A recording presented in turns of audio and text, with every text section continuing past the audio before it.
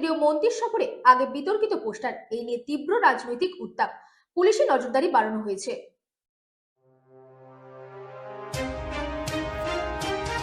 নদিয়ার শান্তিপুরে কেন্দ্রীয় বস্ত্রমন্ত্রী গিরিরাজ সিং ও বিজেপি রাজ্য সভাপতি শ্রমিক ভট্টাচার্যের উপস্থিতিতে অনুষ্ঠিত তাঁতশিল্পী সম্মেলনের আগে শহর জুড়ে ছড়িয়ে পড়ল বিতর্কিত পোস্টার। অনুষ্ঠানস্থল সংলগ্ন এলাকা থেকে শুরু করে শহরের বিভিন্ন প্রান্তে দেখা গেল শান্তিপুরের গাদ্দার জগন্নাথ সরকার লেখা পোস্টার, যা ঘিরে তীব্র চাঞ্চল্য ছড়িয়েছে রাজনৈতিক মহলে। পোস্টারগুলি নজরে আসতে শুরু হয়েছে জোর রাজনৈতিক চর্চা। বিজেপি নেতৃত্বের দাবি এটি শাসক দলের পরিকল্পিত কুৎসা। অন্যদিকে তৃণমূল কংগ্রেসের তরফে সমস্ত অভিযোগ সম্পূর্ণ অস্বীকার করা হয়েছে। কে বা কারা এই পোস্টার লাগিয়েছে তা নিয়ে ধোঁয়াশা তৈরি হয়েছে শহর জুড়ে। ঘটনাকে কেন্দ্র করে বাড়ানো হয়েছে পুলিশি নজরদারি। প্রশাসনের তরফে বিষয়টি খতিয়ে দেখা হচ্ছে বলে জানা গেছে। কেন্দ্রীয় মন্ত্রীর সফর ও বিজেপির গুরুত্বপূর্ণ কর্মসূচির প্রাকাল্যে এই পোস্টার রাজনীতি শান্তিপুরে রাজনৈতিক উত্তাপ আরও বাড়িয়ে দিল বলে মত রাজনৈতিক পর্যবেক্ষকদের। Bureau report, রাতদিন news network. আজ গিরিরাজ সিং আসছেন নদিয়া শান্তিপুরে তাঁতশিল্পীদের নিয়ে সম্মেলন করতে। ঠিক তার আগেই সাংসদ জগন্নাথ সরকারের নামে শান্তিপুরের গদ্দার বলে বেশ কিছু জায়গাতে শহরের পোস্টার পড়েছে। এই ঘটনাকে কেন্দ্র করে এখন রীতিমতো শাসক দলকে কটাক্ষ করছে বিজেপি। তারা জানাচ্ছেন যে এইগুলো কাজ যেগুলো করা হয়েছে সমস্তটাই তৃণমূলের পক্ষ থেকে করা হয়েছে। কি বলবেন এই বিষয়ে? দেখুন, তৃণমূল কংগ্রেস দল কখনো এই ধরনের কাজ সঙ্গে যুক্ত থাকে না। তার কারণ উনি তিনটে নির্বাচনে জয়যুক্ত হয়েছেন, দুটি সংসদ নির্বাচন, একটি বিধানসভা নির্বাচন। তা কোনোদিন তো এর আগে এরকম পোস্টার পড়েনি ওনার নামে। দ্বিতীয় কথা হচ্ছে, যারা অভিযোগ করছে তৃণমূলের নামে তারা সঠিকভাবে তদন্ত করে অভিযোগ করুক। আর আমি আপনাকে একটা তথ্য দিয়ে রাখি, সেটা নিশ্চিতভাবে তাদেরও জানা উচিত যারা বলছে।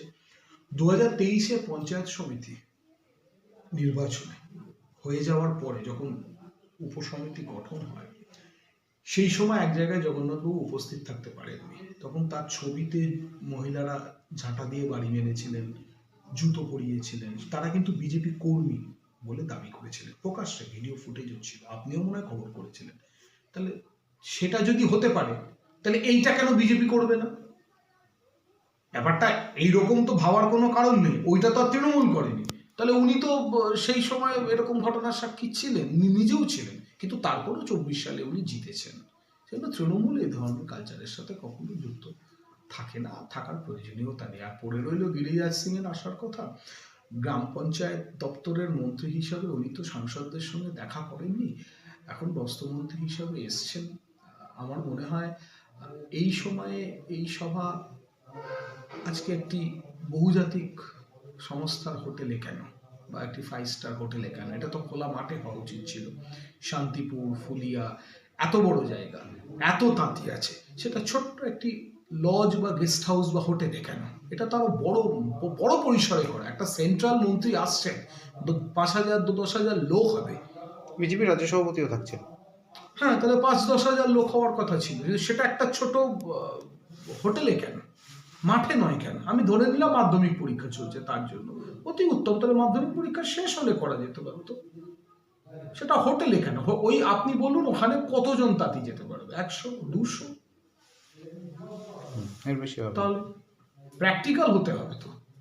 আমি যদি মনে করি ডেভেলপমেন্ট করব, তাহলে ডেভেলপমেন্টের জন্য যে সভা হবে সেটা ডেভেলপমেন্টের মতো করে সভাটা করতে হবে।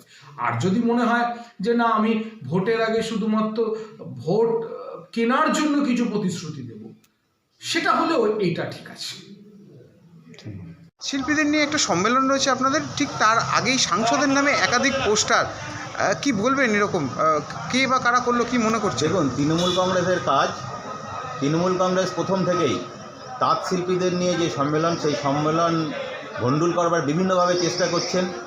আমরা বিভিন্ন যে পতাকা টাঙিয়েছিলাম রাস্তায়, গেট করেছিলাম, সেই আমাদের অনেক পতাকা তৃণমূল কংগ্রেস খুলে দিয়েছেন।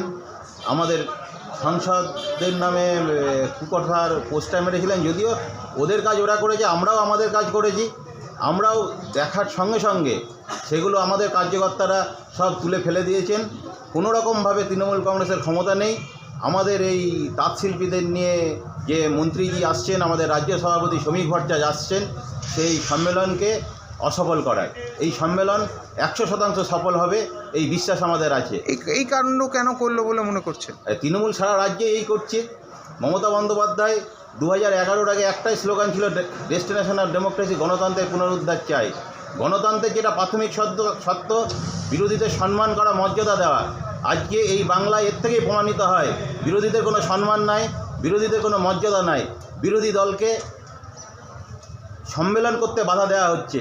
তাঁত শিল্পীদের নিয়ে সম্মেলন, শান্তিপুরের ঐতিহ্য তাঁত, এবং এখানে হাজার হাজার মানুষ তাঁতের ওপর নির্ভরশীল করে তাদের জীবিকা নির্বাহ করে। তাদের সমস্যা শুনতে, তাদের ভালো মন্দ শুনতে সম্মানীয় কেন্দ্রীয় মন্ত্রী আসছেন, রাজ্য সভাপতি সাংসদ শ্রমিক ভট্টাচার্য আসছেন। তার আগে তৃণমূল এই ধরনের নোংরামো করছে। আমি তীব্র ভাষায় তৃণমূলের এই নোংরামোর নিন্দা করছি। নাম পরিচয়? আমার নাম অনল বিশ্বাস, হ্যান্ডলুম এবং উইভার সেলের পশ্চিমবঙ্গ রাজ্য কনভেনার।